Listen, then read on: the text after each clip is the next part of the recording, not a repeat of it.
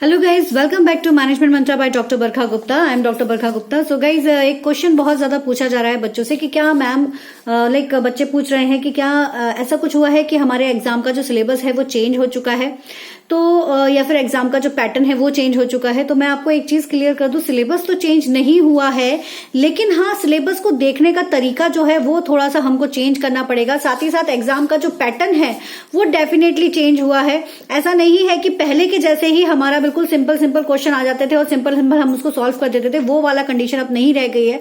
अब थोड़ा सा सिचुएशन चेंज हो चुकी है, थोड़ा सा डिफरेंट तरीके से एग्जाम जो है वो कंडक्ट कराया जा रहा है। कंसेप्चुअल बेस जो क्वेश्चन है वो आपसे ज्यादा पूछे जा रहे हैं, चाहे वो पेपर 1 हो चाहे वो पेपर 2 हो।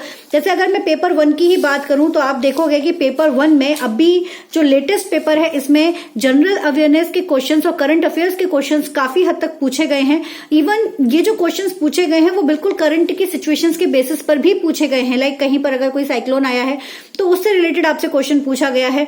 इवन अगर आप देखोगे कि इन्वायरमेंट में कई बार पहले डायरेक्ट क्वेश्चन पूछे जाते थे, बट आज के समय पर वही क्वेश्चन आपको थोड़ा सा घुमाकर पूछे जा रहे हैं।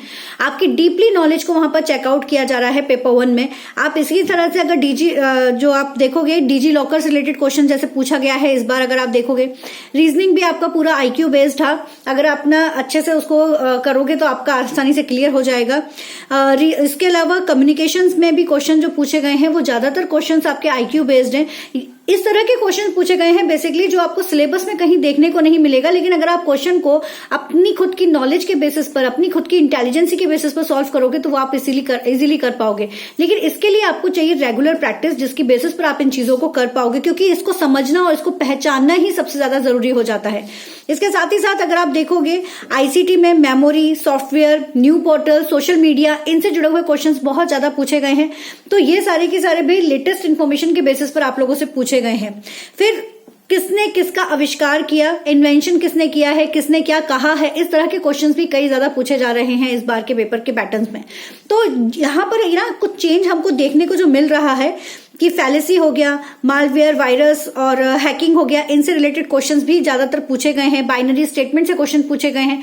तो पेपर 1 में अगर आप देखोगे कि पैटर्न में ना कुछ चेंज हुआ है, तो अगर आप पुराने पैटर्न को चल के बैठोगे तो पेपर को पास करने में बहुत दिक्कत आएगी, जैसा कि कुछ बच्चों के साथ हुआ भी है। अब हमको नए पैटर्न के तरीके से तैयारी करनी है। तो अब अगर आप कोई भी तैयारी कर रहे हो, कोई भी टॉपिक पढ़ रहे हो, कोई भी काम कर रहे हो, तो इस बात को अपने माइंड में रखिएगा कि हमारा जो पेपर आना है वो थोड़ा सा डिफरेंट आ सकता है। अब डायरेक्ट क्वेश्चन उसमें कम पूछकर लॉजिकल क्वेश्चन ज्यादा पूछे जा रहे हैं। क्वांटिटेटिव क्वालिटेटिव रिसर्च के ऊपर बहुत क्वेश्चंस पूछे गए हैं। रिसर्च की स्टेप्स, रिसर्च की रिसर्च एथिक्स के ऊपर काफी क्वेश्चंस पूछे गए हैं इस बार। तो यही पैटर्न जो है हमको थोड़ा सा इस बार ध्यान रखना है कि जो भी क्वेश्चंस आप कर रहे हो उसको एक नए तरीके से देखकर कोशिश कीजिएगा। और हमारी कोशिश रहेगी कि जितने भी हमारे पेपर्स हो चुके हैं उनसे रिलेटेड आपके लिए क्वेश्चंस लेकर आएंगे, तो उसको हम जरूर करेंगे। तो चाहे पेपर 1 हो चाहे पेपर 2 हो, दोनों के ही पैटर्न्स में चेंज हुआ है। सिलेबस वही है लेकिन पैटर्न चेंज हुआ है, ठीक है ना। तो पैटर्न में अब आप लोगों का कॉन्सेप्चुअल ज्यादा आ चुका है, IQ बेस्ड क्वेश्चन ज्यादा आ चुके हैं। आपको इसी तरीके से अपनी तैयारी करनी है कि इन चीजों को आप ग्रैब करके अपने क्वेश्चंस को सॉर्ट आउट कर सको। क्वेश्चंस का लेंथीनेस बढ़ा दी गई है, बहुत ज्यादा लेंथी क्वेश्चंस दिए जा रहे हैं, जिसकी वजह से टाइम बहुत ज्यादा लग रहा है उनको सॉल्व करने में, उनको पढ़ने में। तो अपनी प्रैक्टिस इस तरीके से करनी है कि हम उन क्वेश्चंस को पढ़ सके, उन क्वेश्चंस को समझ सके और उन क्वेश्चंस को इजीली सॉल्व कर सके कम से कम समय में, ठीक है। तो इस तरह से आप अपनी रीडिंग हैबिट्स को बढ़ाइए, क्वेश्चन की अंडरस्टैंडिंग लेवल को बढ़ाइए। तो ये आपके लिए बहुत जरूरी रहेगा अभी इस तरह के एग्जाम्स को क्रैक करने के लिए, क्योंकि अब हम पुराने पैटर्न्स पर नहीं चल सकते हैं। पैटर्न चेंज करना पड़ेगा, पढ़ने का भी, सॉल्व करने का भी, समझने का भी। ओके गाइस, तो ये थी एक छोटी सी इन्फॉर्मेशन जो आप लोगों के लिए जरूरी थी और आप लोगों को इसके बारे में पता होना भी चाहिए। So thank you so much guys. और अगर ये आपको पेपर 2 की प्रिपरेशन और पेपर 1 की प्रिपरेशन हम आपको करा रहे हैं चैनल पर, तो आप चैनल पर आओ और आपको इजीली सारी इन्फॉर्मेशन मिल जाएगी। टेलीग्राम ज्वाइन कर लीजिए जिससे कि क्लासेस की इन्फॉर्मेशन आपको मिलना शुरू हो जाए।